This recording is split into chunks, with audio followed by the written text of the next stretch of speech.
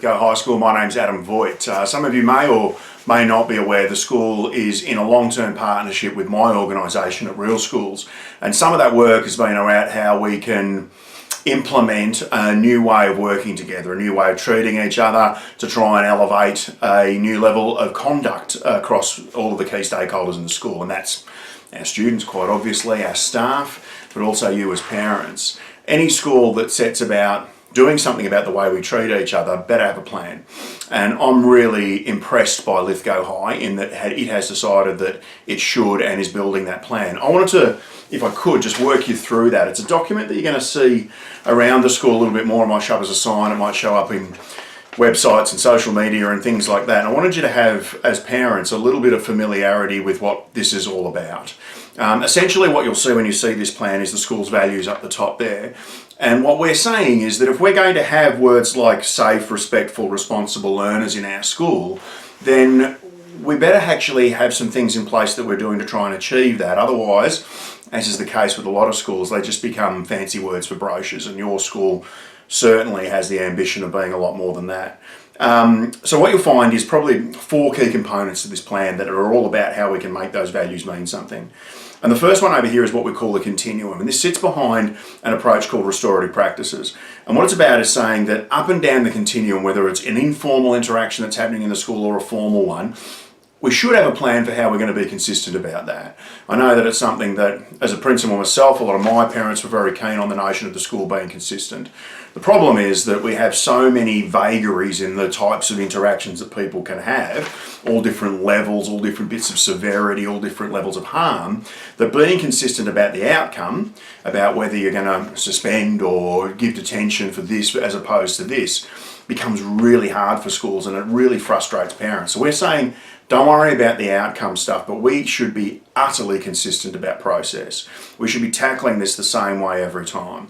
So we're talking at the informal end about language that we use when kids do low-level things that we either like or don't like, all the way through to how we solve group conflict situations, all the way through the way that we're going to interact in the classroom. You might find your kids coming home and saying that they're using more circles in the classroom because they're a more inclusive way of instructing the students, all the way through to even formally, what do we do if it hits the fan? What do we do if something really serious happens? We want to be prepared and capable to tackle that consistency as we go.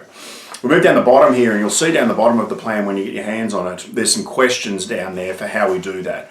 So when there's conflict and tension in the school, because we want to be ready for that. I mean, let's be honest, several hundred young people whose brains aren't finished yet. It's going to happen. So we want to be prepared and ready for that. And the questions there, you'll see, are the types of questions that the staff members will ask students when there's problems.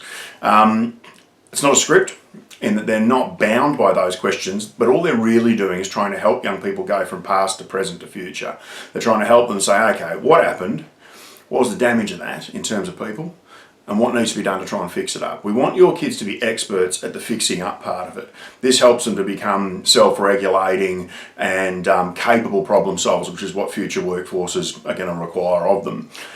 Whereas I think what you probably notice is a lot of schools and a lot of kids get stuck in the past. We argue to be right rather than to be productive, and we want to encourage your kids to be productive. Over here, there's a way that we reflect, and this is old school. So this is about saying that we reckon that the best teachers that you had when you were at school, certainly the best that I had when I was at school, were both firm and fair.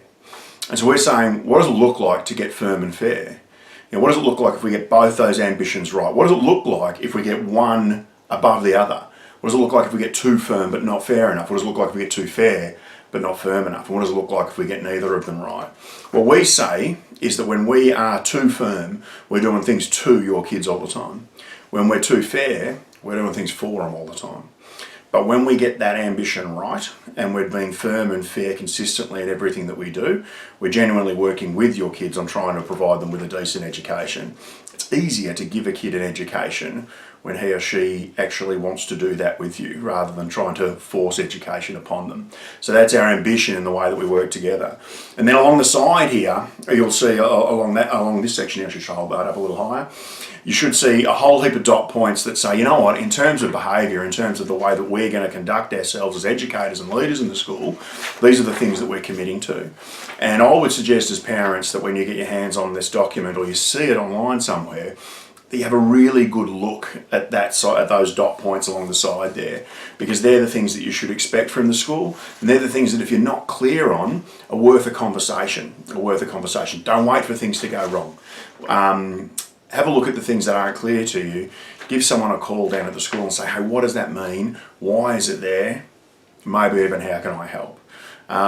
It's so important for schools not just to have this page, but to get their parents on that same page with them.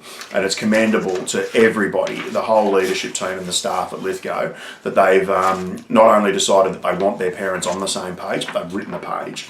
And I really want to commend and encourage all of you as parents at Lithgow to jump onto that page with them. Your kids' education and thereby their future is what we're trying to get on the same page about together. If you have any questions, feel free to give me a call. You can get us on email at info@realschools.com.au, and make sure that you ask the school about getting into our membership section as well, where all the resources we're using are available not only to parents but to all the parent community as well. Not only parents, not only staff, but all the parents as well. All the best. Talk to you soon.